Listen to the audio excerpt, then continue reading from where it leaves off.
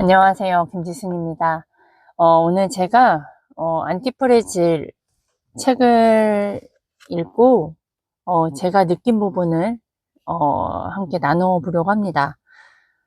지금 이 책을 나누는 건 제가 아이스간 대표님의 피파리, PCM 파운데이션 리소스, 피파리의 오늘 교재예요. 그래서 되게 작은 분량, 189페이지에서 200페이지 정도의 분량을 가지고 저희가 오늘 이제 귀중한 시간을 가질 건데요. 우선 제가 먼저 읽고요. 그 읽은 부분에서 느낀 점을 제가 한번 나눠보려고 합니다. 여기에 이제 소제목들이 있어요. 제가 이제 책을 읽으면서 그 분량의 교재, 주제 책 부분에서 우리가 소제목처럼 이렇게 책을 보면 그 단락단락의 제목들이 있잖아요. 그게 한 4가지 정도가 나와요. 파피오스식 꾸물거림의 예찬, 그리고 엄청난 신경과민, 그리고 사람을 죽이기 위한 합법적인 방법, 언론이 일으키는 신경과민. 이걸 들으셨을 때 어떤 생각이 드세요? 되게 긍정적이에요? 되게 부정적인, 그리고 우울한 뭐 이런 느낌이에요. 이 책이 뭐냐면 이 책이 되게 두껍고요. 안티프레질. 이 저자가 제가 아이스강 대표님 통해 알게 된 건데 나심 니콜라스 탈레브라는 사람이에요. 이 사람은 정말 돈이 많은 부자라고 합니다. 그리고 실명을 거론해서 나쁜 사람, 어떤 게 뭐가 잘못된 건지 뭐 이런 부분을 진짜 실명을 거론하면서까지 자신의 생각을 어, 밝히는 분이고요. 부자들이 있는 책이라고 해요. 근데 제가 이걸 읽으면서 사실 우리가 알고 있는 것이 많이 틀리구나. 많이 속는 세상 속에서 우리가 그 테두리 안에서 살았구나. 그리고 우리가 영화나 뭐 애니메이션 뭐 이런 거 악당이 있고 막 착한 사람 이건 그냥 뭐 만화나 뭐 영화에만 나올 법한 게 아니라 이 세상에서 현존하고 있구나. 이걸 굉장히 알게 되는 우리가 학교 같은 데에서 배울 때는 되게 긍정이고 이 세상에 희망이 있고 막 공평해야 되고 이런 걸 가르치잖아요. 근데 이 책은 그 반대예요. 이 세상이 얼마나 우리가 무엇에 속고 있고 어디에 정신을 팔려 있고 무엇을 하면 안 되고 무엇에 집중해야 되고 뭐 이런 내용들이 나오는데 지금 제가 이걸 읽으면서 어, 우리가 속고 있는 부분에 대해서 여기서 알려줘요. 그게 뭐냐면 우리가 알고 반응하는 거에서 되게 많은 사람들을 기만한 그냥 일본 상식이라고 할까요? 뭐 예를 들어 영업사원이 이렇게 와요. 나는 당신에게 무엇을 해줬는지를 그러니까 그 사람한테 나타날 때 내가 너에게 무엇을 해줬는가가 중요하다라고 우리는 알고 있죠. 나는 너한테 이것도 해줬고 이것도 했어. 이게 정말 그 사람한테 중요하고 정말 도움 받았다라는 생각을 하는데요. 이 책에서는 그게 기만한 우리가 잘못 알고 있는 거다라고 표현이 돼요. 그래서 좀 놀라웠어요. 그리고 여기에서는 내가 무엇을 하지 말아야 하는지가 중요하다라고 나오거든요. 무엇을 하지 말아야 하는 거. 우리가 무엇을 하지 않아서 되게 내 상황이 이렇고, 내가 이런 어려운 상황을 온 거고, 뭐 이런 생각으로만 가졌잖아요. 근데 여기서는 무엇을 하지 않아서가 오히려 그게 더 중요한 거다. 그 부분이 엄청 큰 비중을 차지한다라는 걸 이제 느낀 거예요. 그래서, 우리 사람은 무엇을 하는 거보단 무엇을 하지 않는 게 더 중요한 거구나 라는 걸 이 저자는 알려주려고 해요. 그리고 저도 이걸 보면서 이게 더 중요한 거였구나. 우리가 그동안 그냥 제 기준에 그냥 일반 국민, 일반 서민들이 잘못 알고 있었기 때문에 그래서 인생을 힘들게 살지 않았나라는 생각을 해요. 근데 이 저자가 이거를 알려주는 사람이 있다라는 거 너무나 감사하더라고요. 그리고 이걸 위해서 본인의 위협을 부르쓰고 실명을 거론을 한다는 건 정말 대단한 거예요.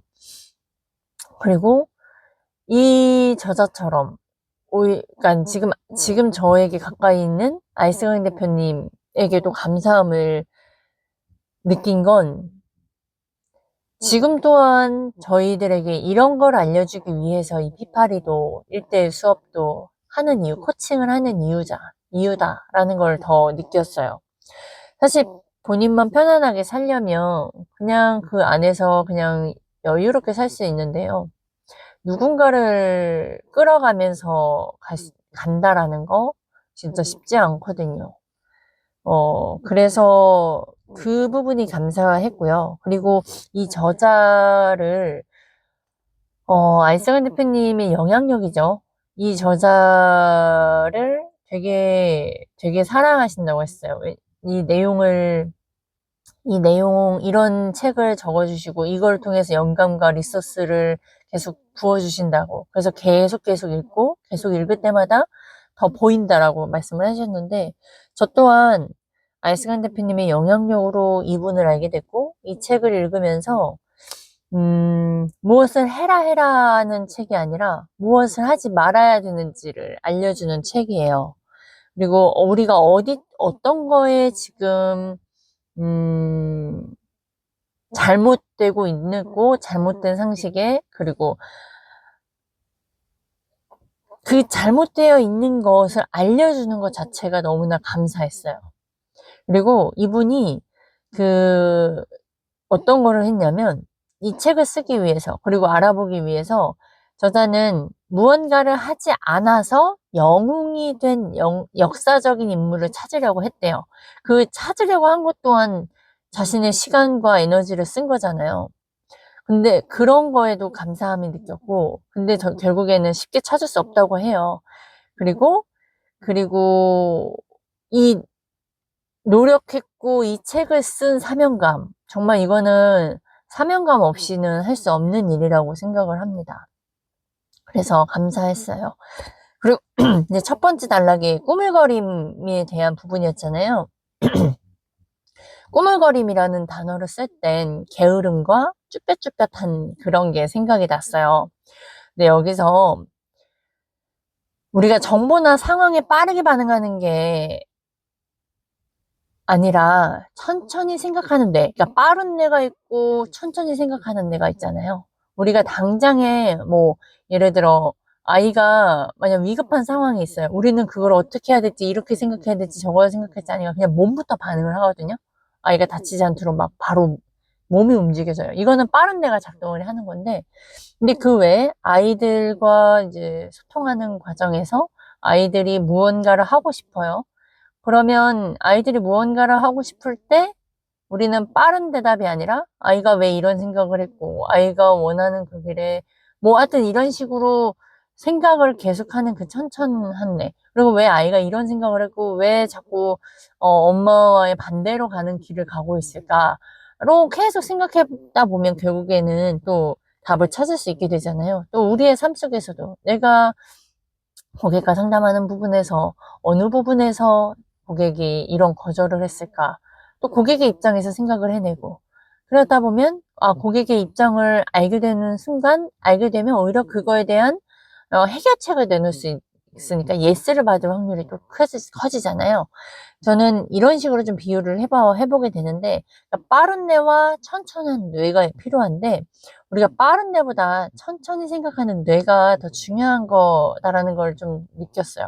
그래서 지난주에 배웠던 내용과 좀 연결이 되어졌고, 그러면서 그 꾸물거림은 그냥 저는 천천히 생각하는 뇌라고 생각을 했어요. 너무 막 위기가 닥쳤어요. 그거에 바로 막 움직이다 보면 그 위기 속에 기회가 있을 수 있고, 이거를 그냥 흘러 지나가면 그냥 지나치는 걸 수도 있는데, 내가 어떻게 반응하냐에 따라서 그냥 스쳐 지나갈 수 있었던 것을 더 큰 일로 만들어 버릴 수가 있거든요. 그래서 여기 저자는 그 얘기를 해요. 우리가 꾸물거림을 그냥 놔두면 우리 시스템 중에 자연적으로 그 스스로를 보살피도록 내버려 두면 자신의 그 안티프레지를 행사하도록 그 방어 시스템이라는 사실이 있대요. 그러니까 우리가 뭐 그런 거 있죠. 감기가 걸렸을 때 병원 가서 바로 약을 처방하면 면역력이 저하된다고 하잖아요. 그런 아이들이 감기 조금만 막 우풍이거나 갑자기 찬바람 쐬면 갑자기 금방 콧물 나오고 감기 걸리는 것처럼. 저도 저희 아이가 아토피가 있어서 정말 어릴 때부터 병원을 다녔고, 불안하니까 아이가 한 명이 아프면 세 명이 다 돌아가면서 아플 테니까, 그래서 저는 그때 진짜 병원을 너무 많이 다녔거든요. 근데 제가 그때 그런 경험이 있다 보니까, 병원에 가서 낫는 게 아니라 아이의 면역을 저하시키고 더 오히려 병원을 계속 가게 되는구나를 알게 되면서, 제가 뭐 아이들 비타민을 먹이거나 아니면 감기 걸렸을 때 뭐 그 가습 효과라던가 뭐 냉찜질 뭐 이런 부분들에 좀 자연적으로 할 수 있는, 약을 안 먹어도 나을 수 있는 그런 방법들을 제가 터득하면서 아이들한테 적용을 했거든요. 그랬더니 아이가 정말 콧물이 나더라도 또 금방 낫는 거예요. 그 자가 치유처럼 그 면역들이 그 아프고 열나는 게 정말 그냥 이론만이 아닌 진짜로 그게 싸우는 거예요. 아이가 그 안에서 이 세포들이 정말 싸우는 거다라는 걸 저는 경험했고, 그 아이가 열이 뭐 이틀 정도 버티다가 진짜 막 힘들어 해요. 그럼 저는 그 막 새벽에 찬물로 머리를 막 묻혀가지고 계속 열을 내고 몸은 따뜻하게 해주거든요. 아이가 땀이 나면서 또 엄마가 머리를 이렇게 시원하게 해주니까 그 물기가 식으면서 이렇게 일시적으로는 열이 내렸다가 또 다시 올라오고, 그걸 반복하다 보면 아이가 진짜 정말 무서울 때가 있기도 해요. 이러다가 정말 아이가 정말 어떻게 되는 거 아니야? 그 시기가 바로 참아야 될 그 고비더라고요. 그 시기를 다 버티는 순간 아이는 그 다음날 열이 싹 내려요. 그러면서 먹는 것도 더 잘 먹고, 이런 경험들을 제가 그 셋을 다 해보고, 저 어른인 저도 경험을 해보고 해서, 저는 이 이야기를 들었을 때 그 꾸물거림이 결국엔 우리가 안티프레지를 할 수 있도록 자연적인 방어 시스템이라는 사실이 있다라는 걸 읽고 나서 딱 그게 생각이 나는 거예요. 우리의 몸은 우리가 생각했던 것만큼 약하지 않다라는 거. 그게 작동할 수 있는데, 우리의 마음과 우리가 기존에 세팅된 시스템과 그런 정보들이 잘못되었기 때문에, 불안 심리가 있기 때문에, 그리고 그 프레질한 속성이라는 것 자체, 안티프레질이 우리 안에 방어 시스템이 있다라는 것 자체, 그 위기 속의 기회다라는 말이 이런 거다라는 거를 이제 연결이 되는 거죠, 저는.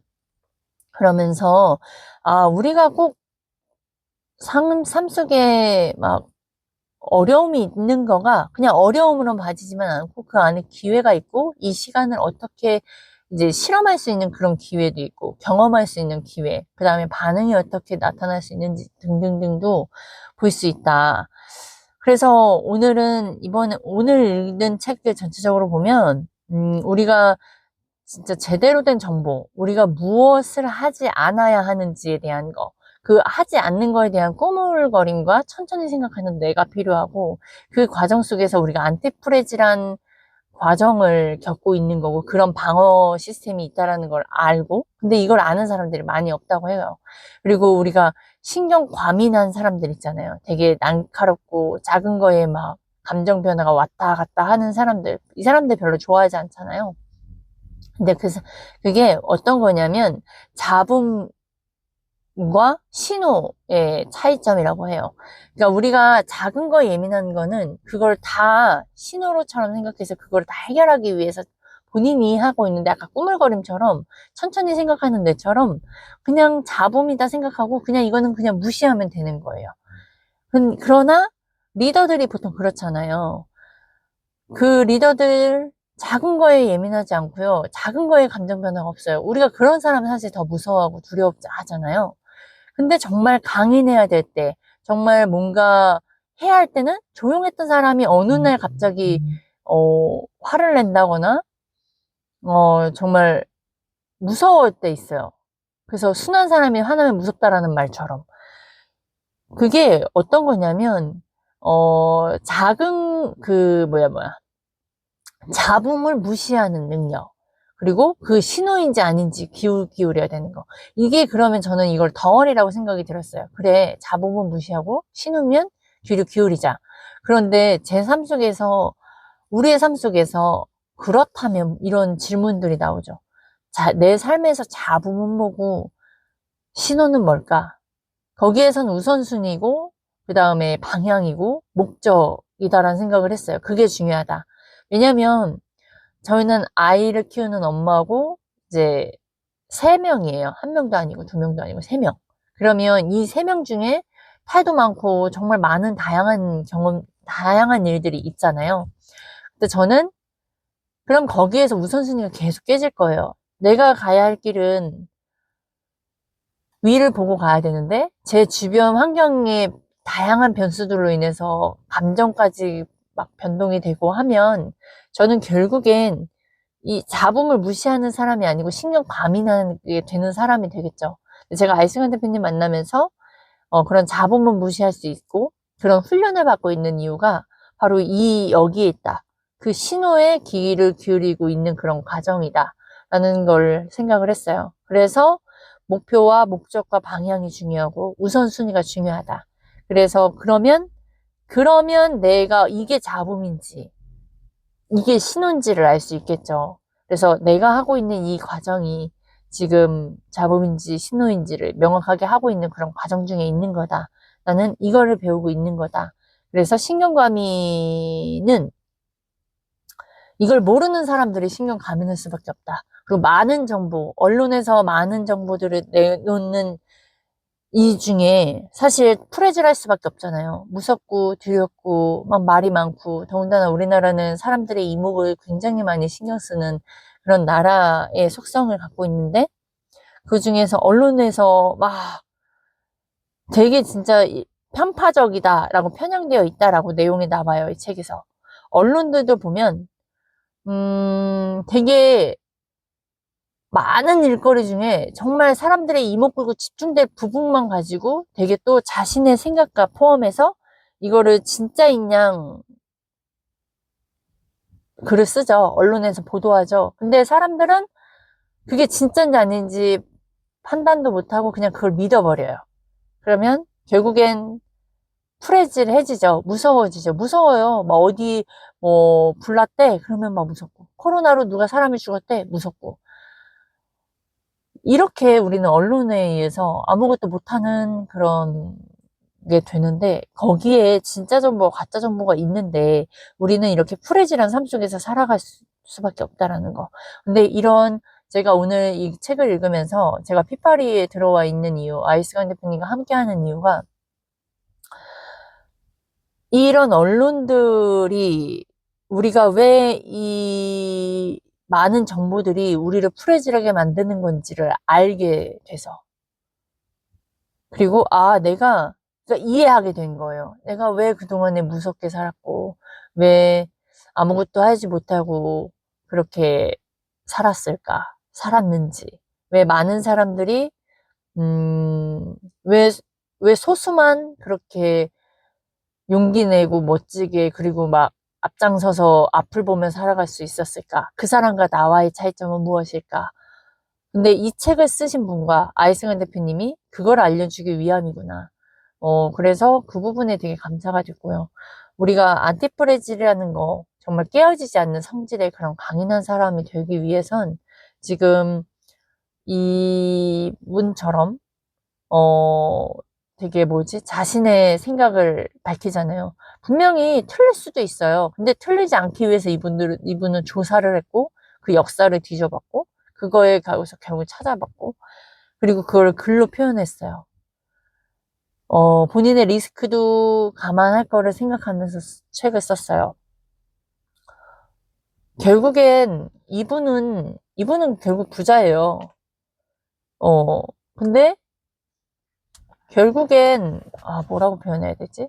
음, 이렇게 써준 이걸 알려주신 그 분. 제가, 내가 그동안에, 왜 신경감인 저였어요. 지금도 그게 없지 않죠. 당연히 있죠. 그런데 이게 왜 그런지 이유를 알았으니까. 우리가 어디가 아파요. 아픈데 병원에 가면 진단명이 없어요. 그때 불안하지. 진단명을 알면 그걸 고치기 위해 노력하면 되거든요. 진단명을 몰랐을 때 불편한 것처럼 우리가 신경과민이 있고 뭔가 프레질한 속성이 있고 그걸 있음에도 이게 왜 있는지, 왜 이렇게 될 수밖에 없었는지, 내 그동안의 의사결정이 왜 그럴 수밖에 없었는지를 아는 건 앞으로 나아갈 수 있는 시작이니까. 그래서 제가, 이거를 아는 것과 모르는 거의 차이. 근데 여기에서 아까 전에 그 꼬물거림의 그 자연적인 방어 시스템이 있다라는 거를 여기에 나와요. 그 사실을 아는 사람이 별로 없다. 그러니까 대다수는 모른다라는 거예요. 그러면 이분은 그걸 알려주기 위해 이 책을 쓰셨고 그런 사명감을 했잖아요. 아이승환 대표님도 이 책을 통해서 계속 피파리 수업을 같이 하는 이유가 이거를 깨우치기 위해서, 제자들이 이걸 깨어나서 알게 하기 위해서 그거잖아요. 그래서 저는 이 환경이 제가 막 완전 다른 사람이 되어 있지 않은 이 상황에도 감사함을 느끼고, 그리고 내가 이걸 알아서 더 앞으로 더욱더 성장하고 앞으로 나아가겠구나, 라는 생각에, 감사함이 듭니다. 네, 여기까지 하겠습니다.